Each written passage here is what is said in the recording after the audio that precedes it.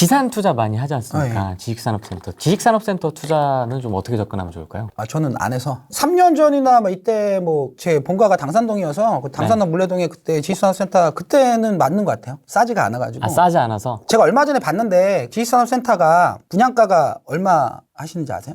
지역마다 좀 다르지 않습니까? 네, 그 전용 15평짜리가 전용 15평이면 분양 30평이겠죠? 네. 그러면은 30평이면은 그게 만약에 2천만 원이라고 한다고 하면 분양평당 2천만 원 한다고. 6억. 예. 그러면 그 6억짜리 전용 15평에서 6억짜리인데 그 분이 임대료를 얼마에 맞출 수 있을까요? 15평에. 지식산업센터라고 해도. 5%? 5%도 안 나올 것 같은데? 5%가 나온다고 치죠? 취득록세가 들어갔을 거잖아요. 그런 다음에 그러면은 그거 어떻게 팔고 나오시려고? 못 팔잖아요. 왜냐면 사시는 분도 5%에 사시려고 할 텐데 이거보다 지금 임대료가 최고 맥스로 채워져 있다면 나중에 팔 때 취득록세 포함해가지고 전세 내고 했는데 나중에 팔 때는 그 금액에 팔아야 되잖아요. 근데 그 금액에 팔릴까요? 안 팔릴 것 같은데요? 왜냐면 자기 마진이 붙어야 되니까. 마진 붙어야 되잖아요. 그러니까 만약에 내가 샀을 때가 5%에 샀는데 취득록세 붙고 뭐하고 난 다음에 자기 마진 붙였는데 팔라고 하면 그렇게 되면 임대료가 올라가지 않는 이상 4% 정도에 팔아야겠죠. 그러면 나는 5%에 샀으니까 나보다 멍청한 4%가 받아줘야 되잖아요. 그런데 그게 맞는 걸까요? 그렇게 될 거라고 예상하고 투자하는 거는 제일 위험한 생각이어서 처음에 살 때부터 이기는 싸움이고 잘못되지 않는 구조적인 걸 만들어야 되는데 이게 나중에가 임대료가 오른다, 매매가가 오른다. 어떤 분은 뭐 그동안 매매가가 올랐으니까 나보다 멍청한 사람들이 분명 존재한다. 오를 거다. 그건 예측이잖아요. 예측을 해가지고 만약 그렇게 안 되면요. 나보다 멍청한 사람이 만약에 뚝 끊겨버리면. 되는 거지. 저한테 사실 분들이 얼마에 사실 수 있다라는 게 내 마진 나오냐 안 나오냐. 근데 당장 수익률이 중요하진 않죠. 근데 당장 수익률도 뭐 5% 이상 나오는 게 없는 것 같은데요. 새 거라서 좋긴 하죠. 예. 있어 보이고. 근데 우리는 좋은 물건하고 있어 보이는 물건을 살라고 하는 게 아니라 돈 벌라고 하는 건데. 그래서 지식산업센터는 3, 4년 전이었으면은 충분히 메리트가 있는 금액대였어요. 왜냐면은 또 반복적인 거지만 임차인이 감당할 수 있는 임대료였어요. 근데 지금은 임차인이 감당할 수 있는 임대료보다 매매가가 더 많이 올랐어요. 있는 투자를 하면 안 되는데 이룰 수 있다라는 가정이 있는 투자 자체를 저는 안 해서 그럼 자체가 이룰 수 있는 가정 자체가 있잖아요. 근데 당연히 미래를 예측해서 제가 모든 투자가 다 제가 원하는 대로 방향대로 이루어지지는 않겠지만 그거는 갑자기 어떤 급작스러운 일이라든가 어떤 부분에서 제가 예상치 못한 일이 나올 수 있지만 이거는 당연히 예상되는 당연한 얘기잖아요. 본인은 상가를 사든가 지식산업센터를 살 때 뭐 몇 프로 이상 수익률을 사고 싶은데 나중에 본인이 그렇게 사놓고 임대료가 만약에 안 오른다는 맥스로 채워져 있다는 전제 조건이면 그러면은 나중에 그거를 자기 마진하고 취득세 다 납부하고 난 다음에 받을 사람이 있어야 되잖아요. 근데 또 이제 어떤 분은 그런 말씀도 하시죠. 지식산업센터가 평당 뭐 2,000대니까 옆에 아파트는 4,000대니까 싸다? 근데 주거용은 살면서 다 필요하죠. 있어야 되잖아요. 네. 우리 뭐 애기가 좀 더 좋은 환경에 좋은 학교 근처에 좋은 환경에서 이렇게 집이 필요한데 지식산업센터는 없어도 되잖아요. 집이라는 개념하고 차익형의 물건에 대한 성격이 있다. 이게 아파트라고 한다고 하면 지식산업센터를 말씀하시는 그런 논리에 왜 이거하고 비교를 하는 거죠? 하면 안 되죠. 수익형이라고 한다고 하면 수익형하고 비교해야 되는데 이거보다 여기 아파트가 4천인데 지식산업센터는 뭐 2천 얼마니까 싸다. 그렇게 얘기하시는 분이 있어요, 근데 실제로? 전 건너서 들어가지고 있다고 하시더라고요. 말이 안 되는. 그렇죠. 상식적으로. 지식산업센터는 다 거기에서 뭐 차익을 바라보시는 분들은 나보다 더 바보한테?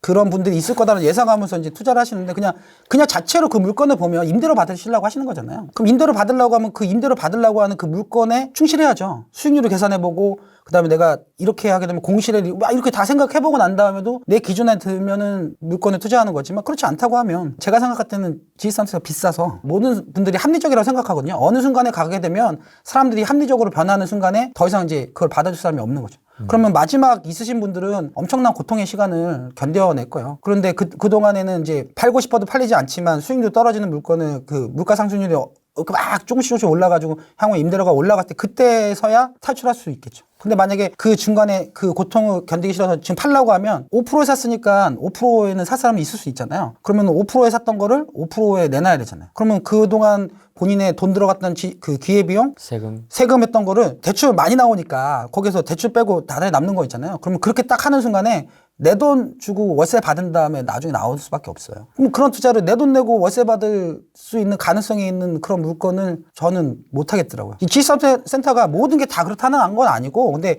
확률이 높은 걸 해야죠. 많은 부분에서 지식산업센터가 이 근래 금액도 많이 오르고 해서 그렇다고 하면 오히려 확률에 나는 시장 사람들보다 월등히 뛰어나가지고 나는 이길 수 있어. 근데 그 엄청나게 똑똑하신 분들하고 가서 경쟁을 할 필요는 없잖아요. 확률이 높은 쪽에다 투자를 하는 건데. 그리고 저는 또 제 기준이라고 하는 거는 제 수익률이 있잖아요. 근데 굳이 이거 안 하고 딴 거에도 돈 벌 수 있는 게 있는데 굳이 이거를 질 수도 있는 싸움에 들어가야 되나 이런 생각이 있어서. 앞으로의 투자 계획은 어떻게 되십니까? 주거용이나 이런 물건은 많이 늘리고 싶지 않아서 조금 자제를 하는 건데, 요즘에는 저도 이제 뭐 블로그도 가끔 보고 유튜브도 보는데 너무 똑똑하신 분들이 많은 것 같아요. 너무 똑똑하신 분들이 뭐 일에서 오르고, 제가 2013년, 14년도에 막 할 때는 그렇게까지 뭐 차트를 그리고 뭐 이런 거를 다 하고 막 이렇게, 그렇게 나가다 보니까 뭐 미국 뭐 장단기 금리가 역전됐네 뭐 이런 말씀을 다 하시는데, 네. 저는 잘 모르겠고, 그 자체가 딱 그냥 본질적인 거 하나만 생각하면, 그래서 물건을 사야 된다라고 이렇게 말씀을 하시는 분은 예측을 하는 거잖아요. 근데 갑자기 전쟁 날 수도 있는 거고, 그 예측하는 거는 의미가 없다라고 생각을 해서, 나한테 지금 어떤 부분이 맞을까? 개인적으로 얘기한다면은 저한테는 시간이겠죠? 시간에 대한 시점일 수도 있을 거고, 그 다음에 예측을 하지 않고 어떻게든 대응할 수 있는 물건을 쪽에 이제 방향을 잡고 가려고 하고요. 장기 보유하면은 돈이 될 것 같은데, 이 장기 보유를 어떻게 하면 할 수 있을까? 그 다음에 내가 팔라고 하지 않고 누군가가 나한테 팔라고 전화 올 수 있는 물건을 장기 보유할 수 있는 방법에 뭐가 있을까? 그런 생각이 머릿속에 좀 화두긴 한데, 주거용을 좀 팔면은 그 상가를 좀 더 하고는 싶은데, 그 1년 후에 풀피나 무피가 될 수 있는 물건에 대한 화두를 생각하고 있어요. 일부를 팔던가 아니면 1년 후에 그 은행에서 어느 정도까지 돈을 더 대출해주겠다라는 확답을 받던가, 이런 물건에 대한. 근데 지금 이렇게 하나하나 이렇게 해가지고는 1년, 2년 있다고는 뭐 어려울 수도 있겠다 생각이 들어서, 그러니까 어렵다라기보다는 시간이 많이 써야 되거든요. 근데 저는 시간을 많이 안 쓰고 싶어서 한 번에 하자라는 그게 좀 머릿속에 화두입니다.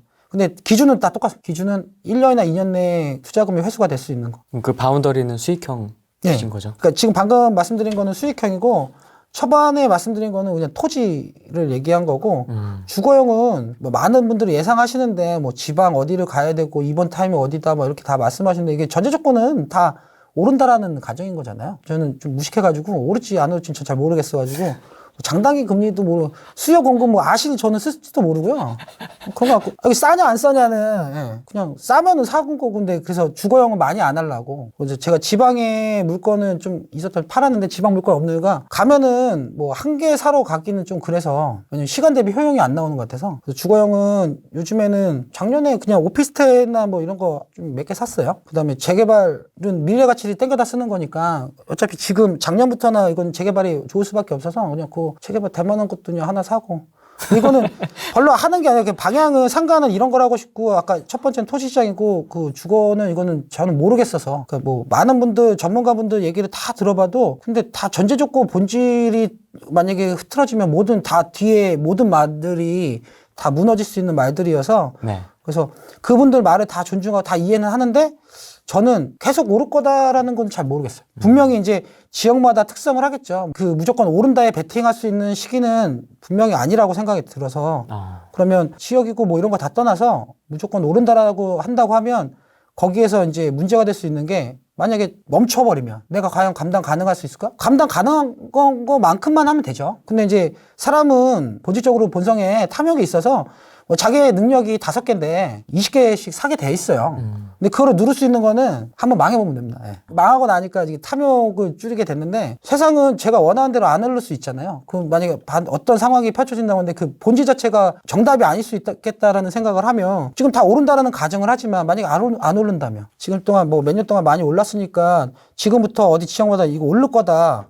근데 예전에 이때 막 오르려고 할 때 2013년, 14년 막 이럴 때 집 사면은 막 바보라고 했었어요. 근데 지금 용기를 낼 때는 아니다. 이때 용기는 14년도 때 용기를 냈어야지, 지금은 용기를 내면 안 된다. 근데 다 오르니까 용기가 아니라 본인 이상 되는 용기인 거죠. 탐욕을, 아까 본인 능력이 만약에 5개인데 막 20개씩 사고 이런 거는, 지금에서 용기를 부리시면 잘못될 수 있을 것 같고, 전 타이밍에 그렇게 하셔가지고 잘못되신 분 중에 자살하신 분도 있었어요. 그런 걸 알아서 본인에 대한 거를 절제를 최대한 하면서 본인이 감당 가능한 것만큼만 하셨으면 좋겠어요. 이번 상승장에 들어오신 불인이분들이 특히 조금 이게 본성 중에 또 하나가, 옆에 누가 돈 벌었다고 하면 배 아프잖아요. 진심으로 축하해주는 사람이 그렇게 많지 않아요. 근데 진심으로 축하해주고 그분이 어떻게 해서 돈을 벌었냐 해서 궁금하면 이렇게 이런 출발점이 되는데, 자랑하는 거야?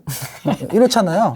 근데 이렇게 배우려고 한다고 오면 진심으로 축하해주고 이분은 왜 그렇게 했을까? 근데 그분이 그냥 투기했다. 2013년, 14년대 너 투기해서 운 좋아서, 물론 운 좋아서 그렇게 투자해서 돈 버신 분들도 있겠죠? 근데 그렇지 않은 사람들도 있어요. 근데 고통받죠. 리스크를 짊어진 거잖아요. 근데 지금은 그렇게 많이 하시지 않았으면 좋겠다. 내가 좀 늦었다라고 생각이 들고, 그 다음에 옆에 시기 질투도 있고, 그 다음에 누군가 돈 번 게 보이니까 나는 한 개를 살 수 있는 능력인데 5개를 사겠다는 탐욕도 이제 섞일 거란 말이에요. 네. 그런 시장에서 나는 괜찮을 거야 라는 거는 어떻게 보면 인생이 왔다 갔다 할 수 있는 행동이시잖아요. 근데 그 인생이 왔다 갔다 하는 행동에 가족까지 왔다 갔다 할 수 있는 거잖아요. 근데 만약에 젊은 친구라든가 이런 친구들은 할 수 있죠. 근데 만약에 본인이 어떤 이 잘못된 하나의 선택이 가족까지 잘못될 수 있다라는 그걸 한다고 하는데 그걸 운에 맡긴다? 이렇게 될 거 예측에 맡긴다? 이거는 너무 위험하다. 고급지게 막 그 왜 그러는지 뭐 이렇게 얘기하시는 분인데 전 잘